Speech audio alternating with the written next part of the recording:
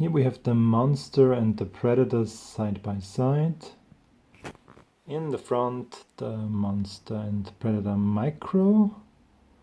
What you see here is that they removed the voltage sensor pin, kind of, but everything else looks pretty much the same. And it's the same here on the mini-sized cams. Physical dimensions are the same. Connectors are almost the same. It looks like they removed the border here and the voltage sensor, so not too sure about this. As I said in my last video, maybe voltage sensors are not the most important option anymore. Other than this, the cams look pretty identical from all perspectives. You couldn't distinguish them both, I guess. Just here. So, predators and monsters. Latency, about the latency. I did my usual measurements with the light in the box setup, and the switch time of my LED is measured. We measure when this photodiode sees the light coming from the screen. Red line is the LED switch on, switch off, and the yellow line is the photodiode. I do averages, but more important is to find the minimum. I explained this a lot and I've written an article. Check out my blog, linked below now. Here you see the distance on these cameras, it's around 4 milliseconds. I do write down those values in my Excel spreadsheet here. Check out for a live link to this document in the description. It will always be up to date, so sometimes like today you will see cams popping up there before you even see the review to it. So check it out, save the link. This is the Monster Mini Pro. I'm on stock settings. There are a lot of settings, by the way. Looks nice.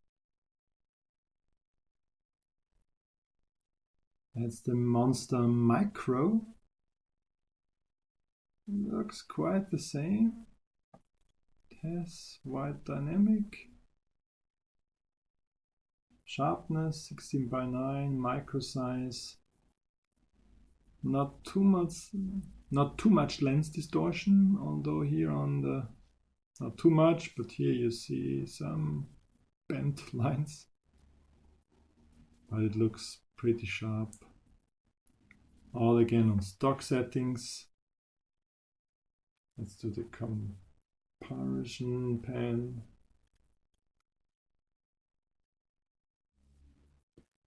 I think the Micro Monster has a better lens or image quality than the Micro Predator. The Micro Predator, it really looked kind of weird to me, but it has of course this really cool wide dynamic range magic in it. But this one would be hard to tell the difference between the Mini and the Micro, to be honest. Impressive. Only for a short comparison, this is the Predator. Oh, okay. And you definitely see, I mean, first of all, it's a 4:3 aspect ratio. And the Predator, if you compare it to the last shots, it really sees blue sky and clouds. Whereas the Monster saw less of the wide dynamic range. Colors, today the colors are really cool. I think I switched the hue settings a bit.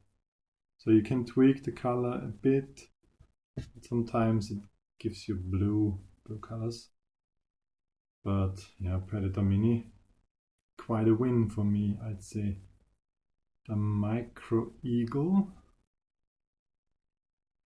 With the wide dynamic range, it's somewhere in between the Predator and the Monster. It's not as good as the Predator, but a bit better maybe than the Monster. See a blue sky out there.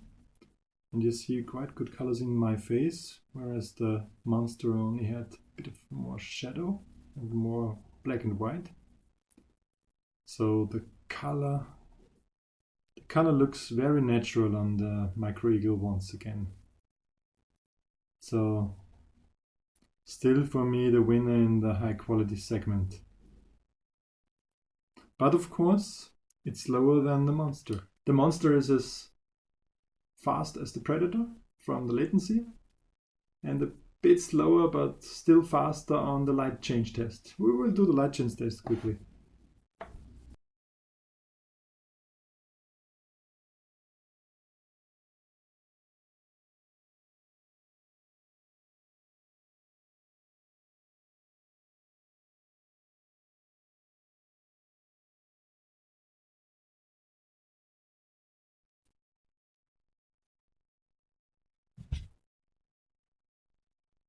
Looks okay. Bit slower. A bit slower on the Predator Mini. Yeah, it's lightning fast, of course. Light change test on the Micro Eagle.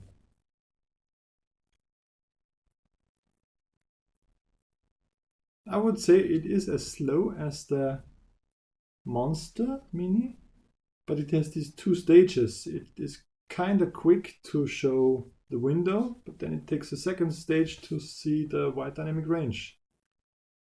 1, 2. That's funny. I'm kind of finished now testing the cams here in the hangar with the USB grabber. And this time I'm really sorry for the last time where I messed up the codec thingy. I do record it with the USB grabber in the XVid codec. And XVid in my Vegas editing studio, it just messes it up sometimes. I found a way to transcode the XVid to MP4 AVI files, and then it works in Sony Vegas. So I hope this time it looks perfect.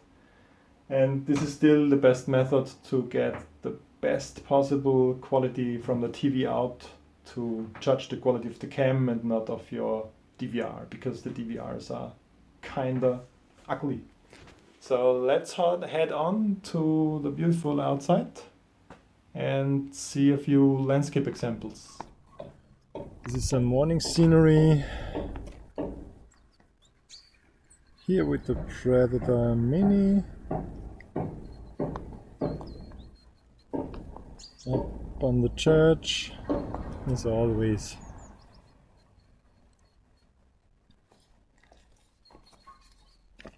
Some tree and sunlight, quite challenging. Yeah, it handles it really nice. Looking between those trees against the sun and then panning around over the city. Second test is the Micro Eagle. Yeah, looking through the trees, kinda similar to the Predator. Would it be a problem to fly with this here? Don't guess so. With the human eye you're blinded, that's for sure. Looks nice. Seeing the construction of the new school and the pan over to the city. Trees, sharpness, sky, phenomenal. Okay, next cam. Monster Micro Pro.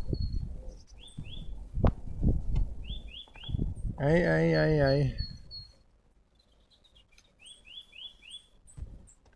That's not where it shines.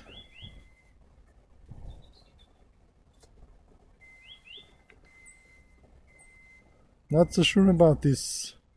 Looking against the sun, flying through the trees.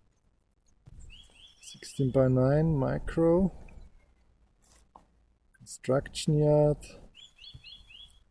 Yeah, the level of detail with the sun in the background is nice.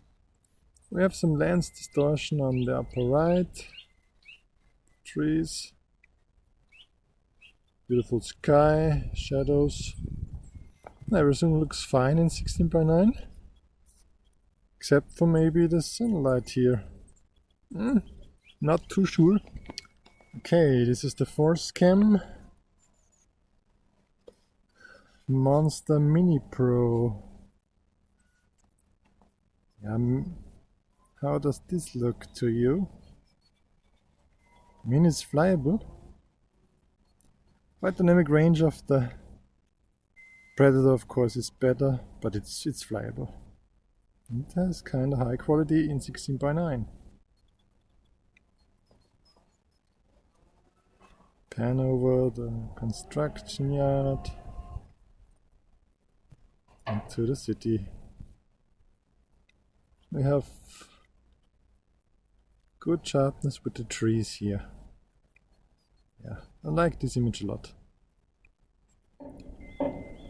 Now I should try to get a steady shot. We compare all the 4 cams as good as possible. Let's try this bench here. Like, this will be my benchmark. This will be my benchmark here.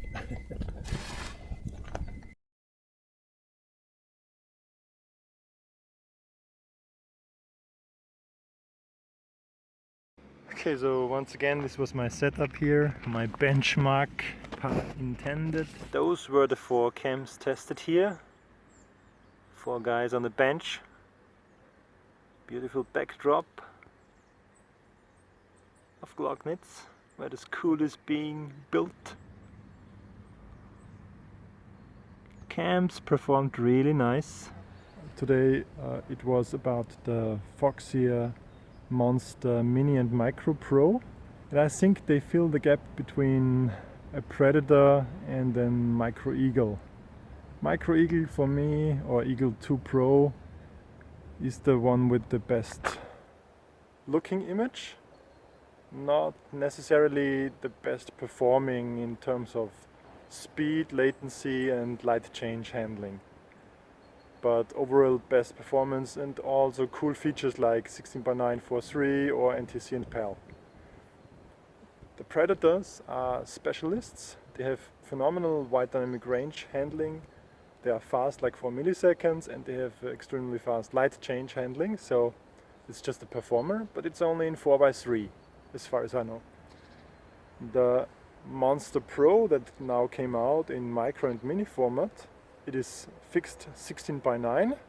It has a beautiful image and not quite as good as of a wide dynamic range than the Predator. Super low latency like the Predators, but they have a bit slower light change handling. So that's my totally professional setup here and testing of these 4 cams, filming with my phone, cold hands and so forth. Yeah. Okay, I hope you enjoyed this review. Leave me a thumbs up, comment, let me know in feedback comments what you would improve on the tests, what kind of things should I test next. Subscribe if you didn't. I try to make such videos more often and it motivates me to make them more often. Thanks for watching. Bye.